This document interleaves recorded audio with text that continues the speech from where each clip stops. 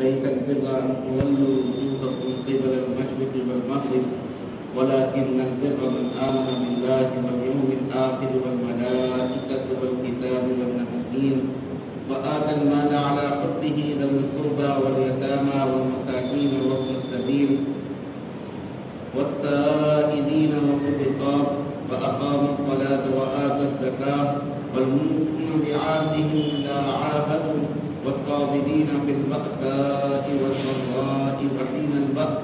أولئك الذين صدقوا وأولئك هم المتقون صدق الله العظيم. یہ آیت سورہ بقرہ کی ہے اور یہ آیت ہم سورہ عصر کے بعد اس کی تفسیر کر رہے ہیں. سورہ عصر اس سے چھوٹی تھی لیکن مکمل سورت تھی اور یہ آیت سورہ عصر کے مقابلے میں دگنی تگنی ہے لیکن یہ ایک آیت ہے. اور قرآن کریم میں اس کو سورت مکمل کرنا ہے اور کس جگہ آیت ہونی ہے یہ سب حضور اکرم صلی اللہ علیہ وسلم کی طرف سے ہوا کرتا ہے. اس میں کوئی قاعدہ اور ضابطہ نہیں ہوتا بلکہ اس میں یہ چیزیں توقیفی ہوتی ہیں. یعنی جیسے اللہ کے نبی علیہ السلام سے مروی ہوئی اسی طرح ان کو روایت کر دیا گیا اور اسی طرح ان کو لکھ لیا گیا. اس آیت میں اللہ تبارک تعالیٰ نے اطاعت کی حقیقت کو اور نیکی کی حقیقت کو بیان فرمایا ہے.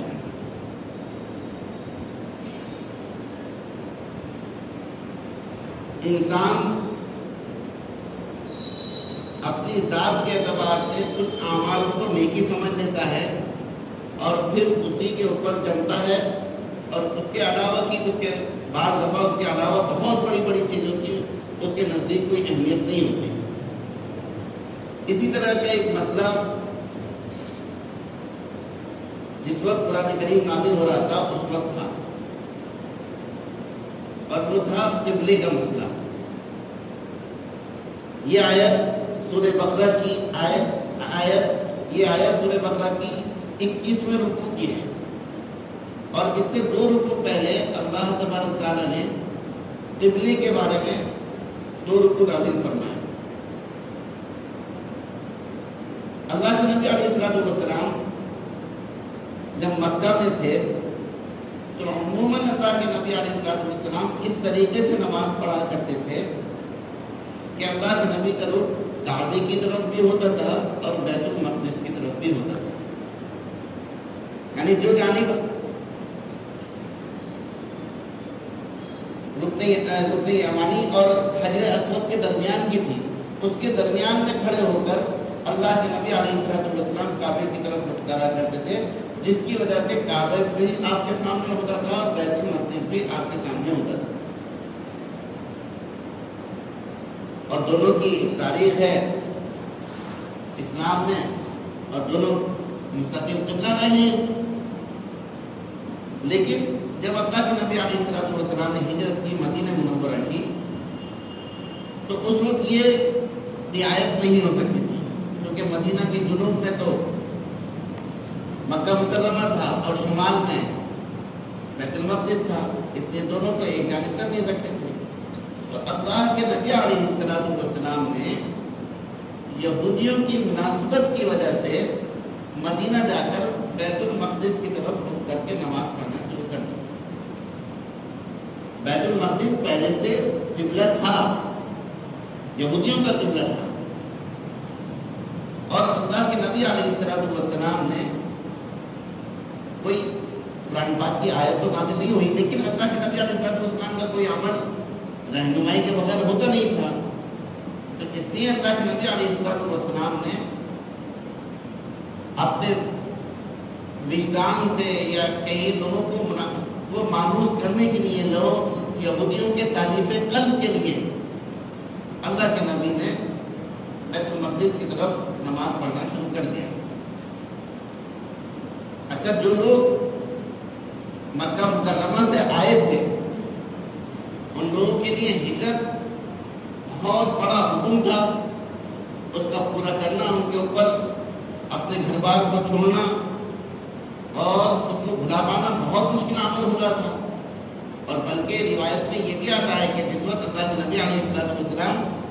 ہجرت کے لیے نکل رہے تھے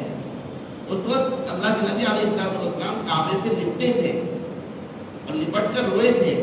کہ مجھے تجھ سے بڑی محبت ہے اور میں تجھے چھوڑنا نہیں چاہتا تھا، لیکن تیرے باشندے مجھے یہاں رہنے نہیں دے رہے، اس لیے میں مجبور ہو کر گھر سے جا رہا ہوں. تو اللہ کے نبی کا دل بھی کعبے کی طرف لگا رہتا تھا اور قرآن کریم نے بھی اس چیز کو تعبیر کیا ہے کہ ہم آپ کی چاہت کو دیکھ رہے تھے اور اس چاہت کی وجہ سے اللہ کے نبی علیہ السلام بسا اوقات آسمان کی طرف رخ بھی کر لیا کرتے تھے کہ کب پتہ نہیں جبریل آ جائیں، لیکن تعریف قلب کے لیے پڑھ رہے تھے بیت المقدس کی طرف رخ کر کر. اور یہ وقت تقریباً 16-17-18 مہینے کا گزرا تو اسی وقت ہے پارے 2 کی آیت کہ فولی وجہ کا قبل المشرق فولی آیت نازل ہوئی. قد نرى تقلب وجهك في السماء، کہ ہم آپ کے چہرے کو دیکھتے ہیں کہ آپ ہم کو جو ہے آسمان کی طرف اٹھاتے ہیں. وحيثما كنتم فولوا وجوهكم شطرا فلنولينك قبلة ترضاها، ہم عنقریب آپ کے قبلے کو بنا دیں گے اس جگہ کو جہاں آپ چاہتے ہیں. فولی وجهك شطر المسجد الحرام، اور آپ اپنے چہرے کو پھیر دیجیے مسجد حرام کی طرف. یہ آیت نازل ہوئی مکہ مکرمہ مدینہ منورہ میں اس مسجد میں جس کو آج جو قبلتین کہتے ہیں. اس مسجد میں نماز کے دوران بھی آیت نازل ہوئی. جب اللہ کی طرف سے حکم آ جاتا ہے تو اس میں داخل کرنا مناسب نہیں ہوتا، اس لیے اللہ کے نبی علیہ السلام نے نماز میں ہی اپنا رخ پھیر دیا. تو اس لیے اس مسجد کو دو قبلتین کہتے ہیں کہ ایک ہی نماز 2 قبلوں کے اوپر پڑھی گئی.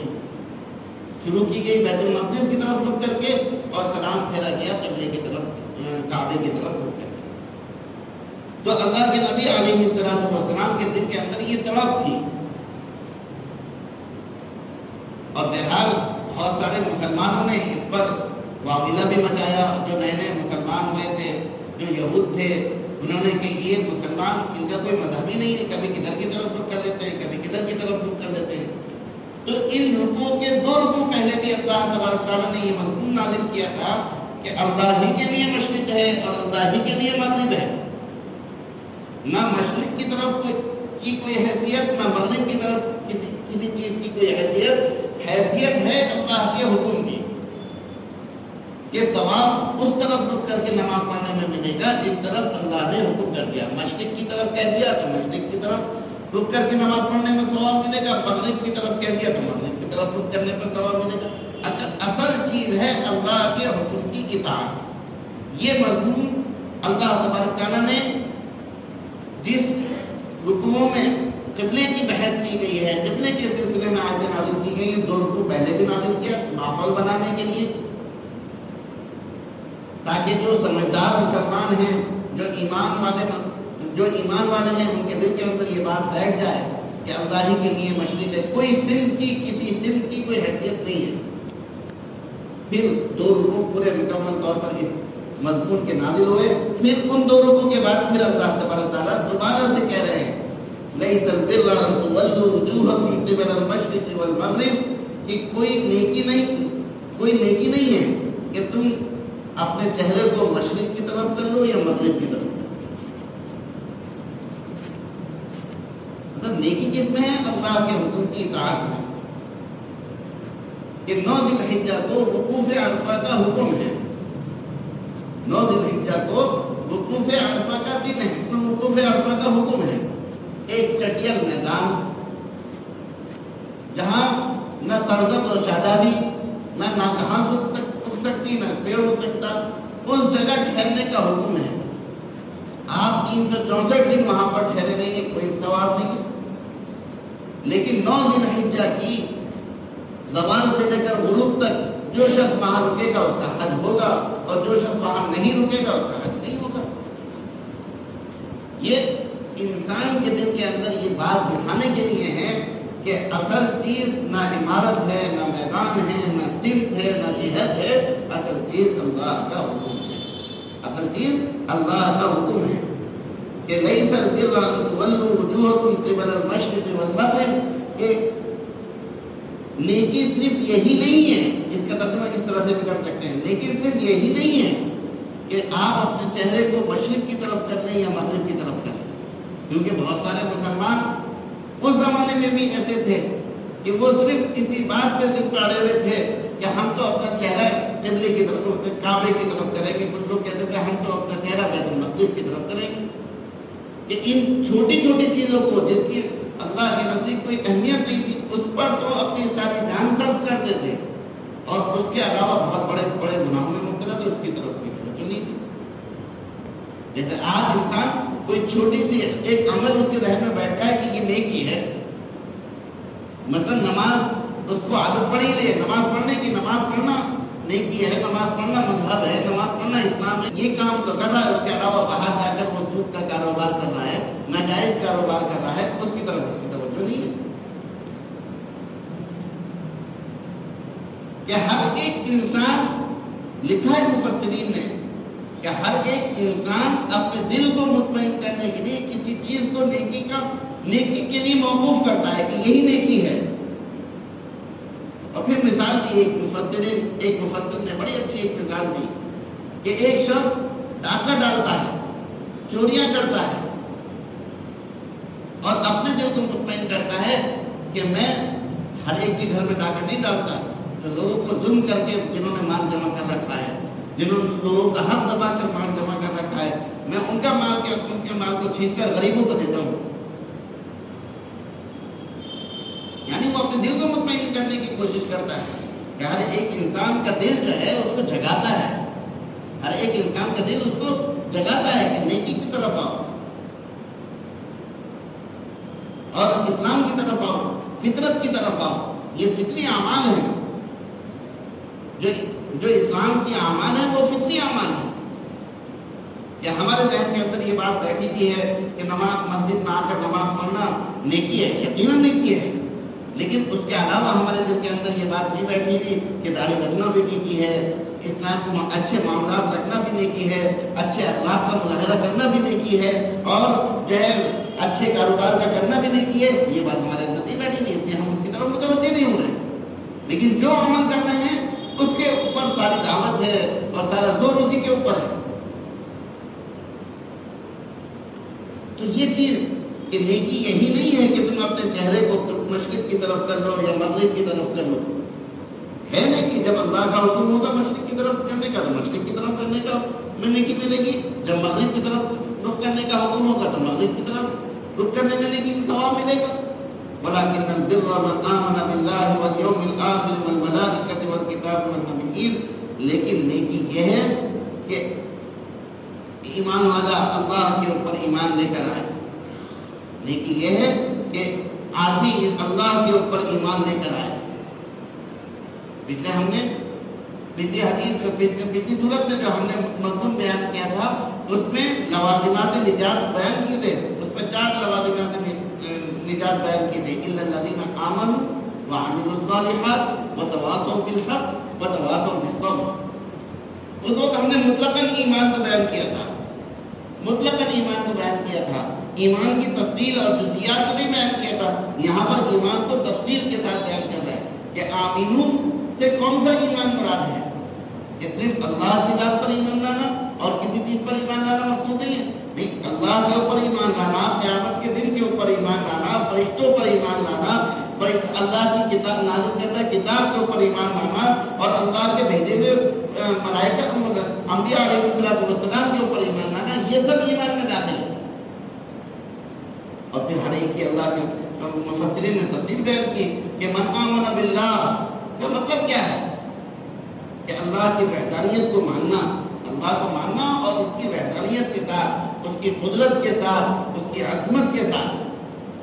اللہ کو ماننا اس کی وحدانیت کے ساتھ، اس کی قدرت کے کفار مکہ بھی اللہ کو مانا کرتے تھے، لیکن اللہ کے ساتھ بہت سارے شریک مانا کرتے تھے کہ یہ بھی خدا ہے، یہ بھی خدا ہے، یہ بھی خدا ہے، یہ سفر کا خدا ہے، یہ اقامت کا خدا ہے، یہ سمندر خدا ہے، یہ بحر کا خدا ہے، یہ بر کا خدا ہے، یہ بارش کے موسم کا خدا ہے، یہ دھوپ نکلنے کے وقت کا خدا ہے، یہ سردیوں کا خدا ہے، یہ گرمیوں کا خدا ہے۔ خدا مانا کرتے تھے وہ بھی، لیکن اللہ کے ماننے کا مطلب یہ ہے کہ اللہ کی وحدانیت کے ساتھ، اللہ کی وحدانیت کے ساتھ، اللہ کی عظمت کے ساتھ، اللہ کی قدرت کے ساتھ، کہ اللہ کو ماننا اللہ کی صفات کے ساتھ، اللہ کو ماننا اللہ کی صفات کے ساتھ، اور قیامت کے دن کے اوپر ایمان لانا۔ قیامت کے دن کے اوپر ایمان لانے کا مطلب یہ ہے کہ ہر مسلمان کے دل کے اندر یہ بات ہو کہ مجھے ایک دن ماننا ہے، پھر اس کے بعد دوبارہ اٹھنا ہے، جہاں ایک میدان میں جمع ہونا ہے اور ہر ایک کو جواب دینا ہے کہ ہم نے تمہیں زندگی دی تھی، اس زندگی میں تم نے کیا کیا، ہم نے تمہیں مال دیا تھا، اس مال کو کہاں سے کمایا، کہاں خرچ کیا، ہم نے تمہیں جوانی دی تھی، اس جوانی کو تم نے کہاں خرچ کیا، ہم نے تمہیں مال دیا تھا، اس مال کو کہاں سے کمایا، کہاں خرچ کیا۔ مال کے سلسلے میں یہ بھی سوال ہوگا کہ کہاں سے کمایا، اور یہ بھی سوال ہوگا کہ کہاں خرچ کیا۔ یہ اس چیز پہ تو ہم دھیان دیتے ہیں کہ کہاں سے کمایا، اور اللہ کے شکر سے بہت سارے لوگ صحیح جگہ سے کماتے ہیں، لیکن اس چیز کا بھی سوال ہوگا کہ کہاں خرچ کیا۔ اس چیز پر ہم دھیان نہیں دیتے کہ کہاں خرچ کیا، کہ جہاں اللہ نے خرچ کرنے کا حکم دیا ہے انہی جگہ خرچ کرتے ہیں، یا اس کے علاوہ بھی خرچ کر دیتے ہیں، ناجائز مقام پر بھی خرچ کر دیتے ہیں۔ شادی بیاہ اور رسم و رواج یہ کیا مقامات ہیں، یہاں اللہ نے خرچ کرنے کا حکم دیا ہے یا نہیں دیا؟ ان چیزوں کے اوپر توجہ دینا۔ والملائکۃ، اور اللہ کے فرشتوں کے اوپر بھی ایمان لانا۔ جیسے اللہ کے اوپر ایمان لانا ضروری ہے، اللہ کی نازل کردہ کتاب کے اوپر ایمان لانا ضروری ہے، انبیاء اور رسولوں کے اوپر ایمان لانا ضروری ہے، قیامت کے دن کے اوپر ایمان لانا ضروری ہے، ایسے ہی فرشتوں کے اوپر بھی ایمان لانا ضروری ہے کہ یہ اللہ کی نورانی مخلوق ہے جو گناہوں سے معصوم ہے، اور یہی وہ مخلوق ہے جو بندے اور خدا کو جوڑتی ہے۔ یہی وہ مخلوق ہے جو بندے اور خدا کو جوڑتی ہے، جو اپنی نورانیت کی وجہ سے اللہ کے حضور میں بھی پیش ہو سکتی ہے، اور مخلوق ہونے کی بنیاد پر انبیاء اور رسول کے پاس بھی آ سکتی ہے۔ یہ نورانی ہے لیکن مخلوق ہے، نورانی ہے لیکن مخلوق ہے، نورانی ہونے کی وجہ سے اللہ کے سامنے بھی پیش ہو سکتی ہے، اللہ کے حضور میں بھی حاضر ہو سکتی ہے، اور مخلوق ہونے کی بنیاد پر انبیاء علیہ السلام کے پاس وحی لے کر بھی آنے کی صلاحیت ہے۔ یہی ایک کڑی ہے۔ بہت سارے لوگ اللہ کے اوپر ایمان لاتے ہیں، اللہ کی نازل کردہ کتاب کے اوپر ایمان لاتے ہیں، اللہ کے قیامت کے دن کے اوپر ایمان لاتے ہیں، اور رسولوں کے اور انبیاء علیہ السلام کے اوپر ایمان لاتے ہیں، لیکن فرشتوں کو نہیں مانتے۔ اگر ہم فرشتوں کے اوپر ایمان لانے کو ضروری نہیں قرار دیں گے اور فرشتوں کے اوپر ایمان نہیں لائیں گے تو ہمارے درمیان کا ایک کڑی ٹوٹ جائے گی، درمیان کا ایک واسطہ ختم ہو جائے گا کہ ٹھیک ہے کہ اللہ کی نازل کردہ کتاب ہے، کہاں سے اللہ نے کیسے نازل کی، ٹھیک ہے انبیاء علیہ السلام اور رسولوں کی جو تعلیمات ہیں وہ اللہ کی نازل کرتا ہے، کیسے اللہ نے نازل کرے، اور اس چیز کے اوپر بھی اتنی ایمان لانا ضروری ہے۔ والملائکۃ والکتاب، اور اللہ کی نازل کردہ کتابوں کے اوپر بھی ایمان لانا ضروری ہے، تورات کے اوپر بھی ایمان لانا ضروری، زبور کے اوپر بھی ایمان لانا ضروری، انجیل کے اوپر بھی ایمان لانا ضروری۔ کیسی؟ اس وقت کوئی کتاب محفوظ نہیں ہے قرآن کریم کے علاوہ، نہ تورات محفوظ، نہ زبور محفوظ، نہ انجیل محفوظ، کہ ہم ایمان لاتے ہیں بحیثیت کتاب کے، ہم ایمان لاتے ہیں جیسے اللہ نے نازل کی تھی اس کتاب پر، ہم اس کی اتباع نہیں کرتے، اس کی تعلیمات کی پیروی نہیں کرتے، کیونکہ اس میں اپنی سہولت کے اعتبار سے کفار نے، یہودیوں نے اور ان کے بنی اسرائیل کے علماء نے حذف و اضافہ کر لیا۔ ہم ان کی اتباع کا تو حکم نہیں دیتا، قرآن کریم کی اتباع کا حکم نہیں دیتا، ان کے اوپر ایمان لانے کا حکم دیتا ہے، تورات کے اوپر، زبور کے اوپر، انجیل کے اوپر، اور اب آخر میں حضرت محمد صلی اللہ علیہ وسلم کے اوپر جو کتاب نازل ہوئی، جو جس کی حفاظت کا وعدہ اللہ تبارک تعالیٰ نے قیامت تک کے لیے کیا ہے، یہ کتاب محفوظ رہے گی۔ نہ زبور کے لیے وعدہ کیا، نہ انجیل کے لیے وعدہ کیا، نہ تورات کے لیے وعدہ کیا اللہ تبارک تعالیٰ نے قرآن کریم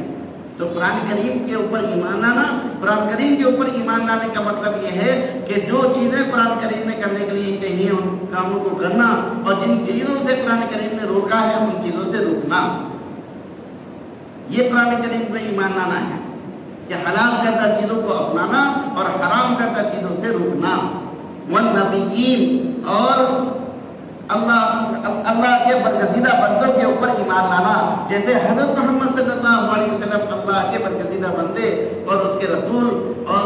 رسول تھے، ایسے ہی حضرت آدم علیہ السلام سے لے کر حضرت محمد صلی اللہ علیہ وسلم تک جتنے بھی انبیاء علیہ السلام آئے، کچھ کا ذکر قرآن کریم میں موجود ہے اور اکثر کا ذکر قرآن کریم میں موجود نہیں. لیکن آمنت باللہ وملائکتہ وکتبہ ورسلہ والیوم الآخر والقدر خیرہ وشرہ من اللہ تعالی والبعث بعد الموت، کہ ان ساری چیزوں پر ایمان لانا، یہ ایمان، یہ ہے یہ کامل ایمان. ان ساری چیزوں پر ایمان لانا ضروری ہے. والنبیین، اور اللہ کے برگزیدہ بندوں کے اوپر ایمان لانا. اللہ تبارک و تعالیٰ ہم سب کو ان باتوں پر عمل کرنے کی توفیق نصیب فرمائے. آمین.